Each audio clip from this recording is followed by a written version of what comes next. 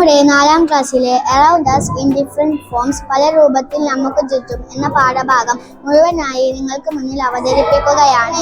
നാം നമുക്ക് ചുറ്റും പല വസ്തുക്കളെയും കാണാറുണ്ട്. ഈ കാണുന്ന വസ്തുക്കളെ നമുക്ക് 2 രീതിയിൽ വേർതിരിക്കാൻ കഴിയും. അത് ഏതൊക്കെയാണെന്ന് നിങ്ങൾക്ക് പറയാൻ സാധിക്കുമോ? എന്നാൽ വേണ്ട, ഞാൻ തന്നെ പറയാം. ഒന്നാമത്തേത് റെഗുലർ ഷേപ്പ് ഉള്ളവ അഥവാ കൃത്യമായ ആകൃതിയുള്ളവ. രണ്ടാമത്തേത് ഇറഗുലർ ഷേപ്പ് ഉള്ളവ അഥവാ കൃത്യമായ ആകൃതി ഇല്ലാത്തവ. റെഗുലർ ഷേപ്പ് കൃത്യമായ ആകൃതിയുള്ളവ: ball, book, box, table, pen. Irregular shape കൃത്യമായ ആകൃതി ഇല്ലാത്തവ: water, air, fire, milk, oil. ഏത് വസ്തുവിലാണോ സ്ഥിതി ചെയ്യുന്നത് ആ വസ്തുവിന്റെ ആകൃതി ആയിരിക്കും. നിശ്ചിത ആകൃതിയിലുള്ളവയെ സോളിഡ് അഥവാ ഖരം എന്ന് പറയുന്നു. ഉദാഹരണമാണ് ball, box, pen, pencil, stick, table. കൃത്യമായ ആകൃതിയില്ലാത്ത വസ്തുക്കൾ നമ്മുടെ ചുറ്റുമുണ്ട്. അവയെ 2ആയി തരം തിരിക്കാം: ദ്രാവകം, വെള്ളം, ഓയിൽ, പെട്രോൾ. വാതകം, കാറ്റ്, നീരാവി, വായു. നമുക്ക് ചുറ്റുമുള്ള എല്ലാ വസ്തുക്കളും 3 തരത്തിൽ വേർതിരിക്കാം എന്ന് നമുക്ക് മനസ്സിലായി. Solid, liquid, gas. ഇവയ്ക്ക് സ്ഥിതി ചെയ്യാൻ സ്ഥലം ആവശ്യമുണ്ടോ എന്നതാണ് നമ്മൾ അടുത്തതായി നോക്കുന്നത്. ഇരിക്കാൻ ഒരിടം. ആദ്യമായി നോക്കുന്നത് സോളിഡ് സ്റ്റേറ്റ് ആണ്. ഖരാവസ്ഥയിലുള്ള വസ്തുക്കൾക്ക് സ്ഥിതി ചെയ്യാൻ സ്ഥലം ആവശ്യമുണ്ടോ? നമുക്കൊരു പരീക്ഷണം ചെയ്താലോ? ആവശ്യമുള്ള വസ്തുക്കൾ: ബക്കറ്റ്, ബേസ്, വെള്ളം, കല്ല്, മരക്കഷ്ണം, ഇരുമ്പ് കഷ്ണം.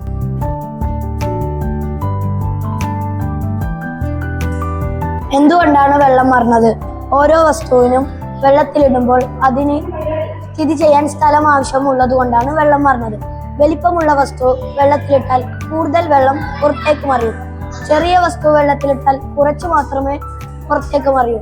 അതുകൊണ്ട് നമുക്ക് മനസ്സിലാക്കാം ഖരവസ്തുക്കൾക്ക് സ്ഥിതി ചെയ്യാൻ സ്ഥലം ആവശ്യമാണ്. കഴിഞ്ഞ പരീക്ഷണത്തിൽ ഖരവസ്തുക്കൾക്ക് സ്ഥിതി ചെയ്യാൻ സ്ഥലം ആവശ്യമാണ് എന്ന് നമ്മൾ കണ്ടെത്തി. ഖരവസ്തുക്കൾക്ക് മാത്രമാണ് സ്ഥിതി ചെയ്യാൻ സ്ഥലം ആവശ്യമുള്ളത്. ഒരു പരീക്ഷണം ചെയ്തു നോക്കാം. അതിനായി ആവശ്യമുള്ള വസ്തുക്കൾ: ഗ്ലാസ്, പേപ്പർ, ബക്കറ്റ്, വെള്ളം. ആദ്യമായി ഒരു ബക്കറ്റ് നിറയെ വെള്ളമെടുത്ത് ഒരു ഗ്ലാസ്സിൽ പേപ്പർ കുത്തി വെക്കുക. അതിനുശേഷം വെള്ളത്തിലേക്ക് ഈ ഗ്ലാസ് വെക്കുക. ഇപ്പോൾ ഈ പേപ്പർ നനയുന്നില്ല. ഗ്ലാസ്സിൽ വായു ഉള്ളതിനാൽ ഗ്ലാസ്സിലേക്ക് വെള്ളം മുഴുവനായി കയറുന്നില്ല. അതിനാൽ കടലാസ് നനയുന്നില്ല. ഖരവസ്തുക്കളെ പോലെ വായുവിനും സ്ഥിതി ചെയ്യാൻ സ്ഥലം ആവശ്യമാണ്. ഖരത്തിനും വാതകത്തിനും മാത്രമാണോ സ്ഥിതി ചെയ്യാൻ സ്ഥലം ആവശ്യമുള്ളത്? ദ്രാവകത്തിന് സ്ഥിതി ചെയ്യാൻ സ്ഥലം ആവശ്യമാണോ? നമുക്കൊരു പരീക്ഷണം ചെയ്താലോ? ആവശ്യമുള്ള വസ്തുക്കൾ: ഗ്ലാസ്, ബക്കറ്റ്, പേപ്പർ, വെള്ളം, സ്ട്രോ. ഇതിൽ നിന്ന് നമുക്ക് മനസ്സിലാക്കാം, ഗ്ലാസിനകത്ത് ഉണ്ടായിരുന്ന വായു സ്ട്രോയിലൂടെ പുറത്തേക്ക് പോകുമ്പോൾ വെള്ളം അകത്തേക്ക് കയറും. അതിനാൽ ദ്രാവകത്തിന് സ്ഥിതി ചെയ്യാൻ സ്ഥലം ആവശ്യമാണ്. Liquid object needs space to occupy. Solid, liquid, gas എന്നിവയ്ക്ക് സ്ഥിതി ചെയ്യാൻ സ്ഥലം ആവശ്യമാണ് എന്ന് നാം കണ്ടെത്തി. അടുത്തതായി ഇവയ്ക്ക് ഭാരമുണ്ടോ അഥവാ വെയിറ്റ് ഉണ്ടോ എന്ന് നമുക്ക് നോക്കാം. വീണ്ടും ഒരു പരീക്ഷണം ചെയ്തു നോക്കിയാലോ? ആവശ്യമായ സാധനങ്ങൾ: കല്ല്, ഇരുമ്പ്, മരക്കഷ്ണം, ത്രാസ്.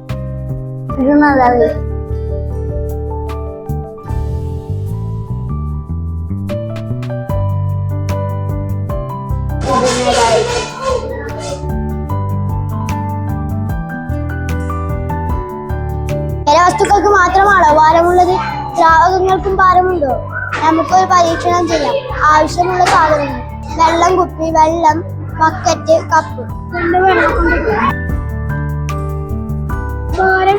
ചെറിയ വെയിറ്റ്.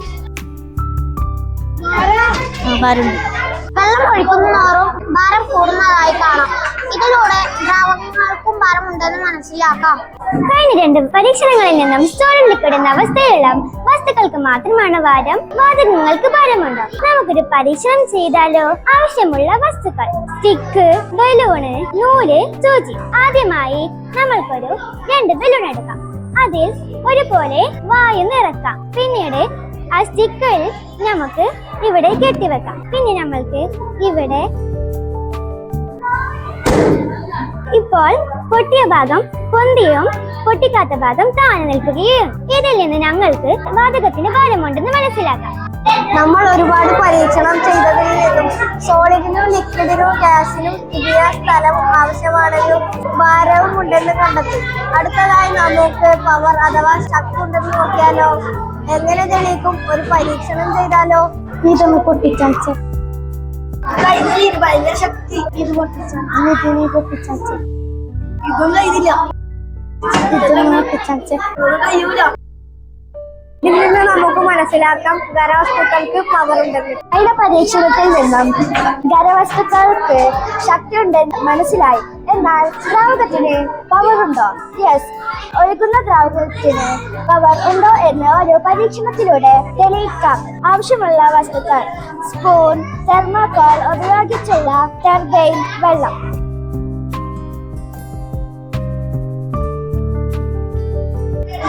വെള്ളം ഒഴിക്കുമ്പോൾ ചലചക്രം കറങ്ങുന്നതായി കാണാം. ശക്തിയിൽ ഒഴിക്കുമ്പോൾ വേഗത്തിൽ കറങ്ങുന്നതായി കാണാം. ഇതിൽ നിന്നും ഒഴുകുന്ന വെള്ളത്തിന് ശക്തി ഉണ്ടെന്ന് മനസ്സിലാക്കാം. ഖരത്തിനും ദ്രാവകത്തിനും ശക്തിയുണ്ടെന്ന് നാം കണ്ടെത്തി. അടുത്തതായി വാതകത്തിന് ശക്തിയുണ്ടോ? ഒരു പരീക്ഷണം ചെയ്താലോ. ആവശ്യമുള്ള സാധനങ്ങൾ: കറങ്ങുന്ന ഫാൻ മാത്രം മതി. മൂവിംഗ് എയർ ഈസ് വിൻഡ് അഥവാ ചലിക്കുന്ന വായുവിനെയാണ് കാറ്റ് എന്ന് പറയുന്നത്. ഫസ്റ്റ് കറങ്ങുന്ന ഫാൻ എടുത്ത് ശക്തമായി ഊതുക. ഇത് നിങ്ങൾക്ക് കറങ്ങുന്നതായി കാണാൻ കഴിയും. ഇതിൽ നിന്ന് വാതകത്തിന് പവർ ഉണ്ടെന്ന് മനസ്സിലാക്കാം. Solid, liquid, gas. സോളിഡിന് ഒഴിക്കാൻ കല്ല് ഒഴിച്ച് വാക്യൂമെല്ലുമുണ്ട്. ലിക്വിഡിന് ആകൃതി ഒഴിച്ചെല്ലുമുണ്ട്. ഗ്യാസിനും ആകൃതി ഒഴിച്ചെല്ലുമുണ്ട്. വായുവിനെ എങ്ങനെയൊക്കെ ഉപയോഗിക്കാം? ശ്വസിക്കാൻ, ടയറിൽ കാറ്റ് നിറക്കാൻ, പട്ടം പറക്കാൻ, വസ്ത്രം ഉണക്കാൻ, തീ കത്താൻ, വൈദ്യുതി ഉണ്ടാക്കാൻ. തീ കത്താൻ വായു ആവശ്യമാണോ? എന്നാൽ നമുക്ക് പരീക്ഷണം ചെയ്തു നോക്കാം. ആദ്യം ഒരു പേപ്പർ കത്തിച്ച്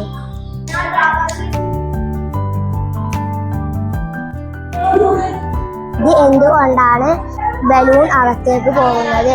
ബലൂൺ കുപ്പിയുടെ മുകളിൽ വെക്കുമ്പോൾ തീയിന് വായു ആവശ്യമായതുകൊണ്ട് വായുവിനെ വലിച്ചെടുക്കുമ്പോൾ ആ മർദ്ദത്താൽ ബലൂൺ ഉള്ളിലേക്ക് പോവുകയാണ്. ജലത്തിൽ 3 രൂപങ്ങളുണ്ട്: solid, ice, liquid, water, gas, steam or water.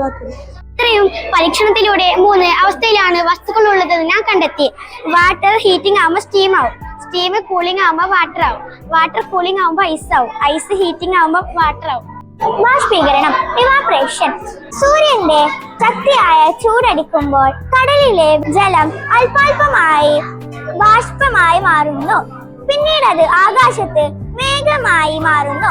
പിന്നീട് അത് തണുത്ത കാറ്റടിക്കുമ്പോൾ മഴയായി താഴേക്ക് പെയ്യുകയും ചെയ്യുന്നു. ദ്രാവകങ്ങൾ ബാഷ്പമായി മാറുന്നതിനെയാണ് ബാഷ്പീകരണം എന്ന് പറയുന്നത്. ഓരോ ദ്രാവകവും ബാഷ്പമായി മാറാൻ വ്യത്യസ്ത സമയമാണ് എടുക്കുന്നത്.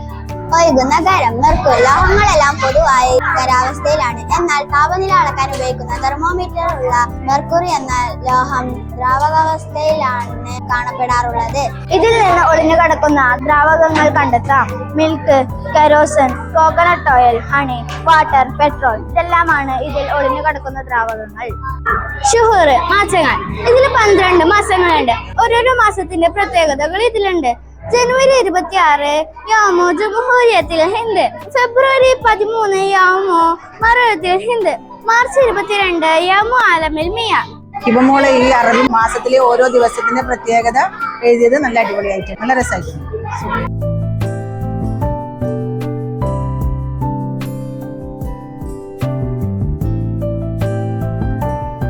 4ാം ക്ലാസ്സിലെ നമുക്ക് ചുറ്റും എന്നുള്ള പാഠഭാഗവുമായി ബന്ധപ്പെട്ട് നമ്മുടെ വിദ്യാർത്ഥികൾ ഇവിടെ ഒരുക്കിയിരിക്കുന്ന ഈ പരീക്ഷണ ലാബിലൂടെ തന്നെ നമുക്ക് കടന്നു പോകാവുന്നതാണ്. ഇതിലൂടെ ഈ കൊച്ചു കുഞ്ഞുങ്ങൾ ഓരോ വസ്തുവിന്റെയും വിവിധ രൂപത്തിലുള്ളവയും അവയുടെ ഭാരത്തിനെയും അതോടൊപ്പം തന്നെ സ്ഥിതി ചെയ്യാനുള്ള സ്ഥലത്തിനെയും ഒക്കെ കുറിച്ച് വളരെ വിശദമായ രീതിയിൽ തന്നെ നമുക്ക് മനസ്സിലാക്കി തരുന്നുണ്ട്. ഇത് നമ്മുടെ പഠനോത്സവത്തിലെ നല്ലൊരു മികവ് പുലർത്തുന്ന പരിപാടിയായി തന്നെയാണ് എനിക്ക് അനുഭവപ്പെട്ടത്. 4ാം ക്ലാസ്സിലെ നമ്മുടെ കുട്ടികളുടെ ശാസ്ത്രലോകം പരിപാടിയിൽ കയറിയപ്പോൾ സത്യം പറഞ്ഞാൽ ഞെട്ടിപ്പോയി. കാരണം തുടക്കം ഞാൻ വിചാരിച്ചു ഇതിനപ്പോൾ വളരെ സിമ്പിളാണ്. പക്ഷെ കയറി ഓരോ കുട്ടിയുടെ അടുത്ത് എത്തിയപ്പോഴാണ് ഇതൊരു കണ്ടിന്യൂഷൻ, അതായത് ഒരു പാഠത്തിന്റെ തുടർച്ചയായിട്ടുള്ള പ്രവർത്തനങ്ങളാണ് ഇവിടെ കൊടുത്തിരിക്കുന്നത് അന്നേരം മനസ്സിലായേ. അതായത് ഓരോ പരീക്ഷണങ്ങൾ ചെയ്ത് കാണിച്ചു തന്ന കുട്ടികൾ കൃത്യമായിട്ട് അതിന്റെ കാരണങ്ങൾ പറഞ്ഞ് തരുന്നുണ്ട്. എന്ത് സംശയം ചോദിച്ചാലും അതിന് ഉത്തരം കൃത്യമായിട്ട് പറഞ്ഞു തരുന്നുണ്ട്. അത് ഈ ക്ലാസ്സിലെ കുട്ടികളുടെ കോർഡിനേഷന്റെ അവരാ പഠിത്തത്തിന്റെ എല്ലാം അതിൽ കാണാനുണ്ട്. ഒന്നും പറയാനില്ല, അടിപൊളി.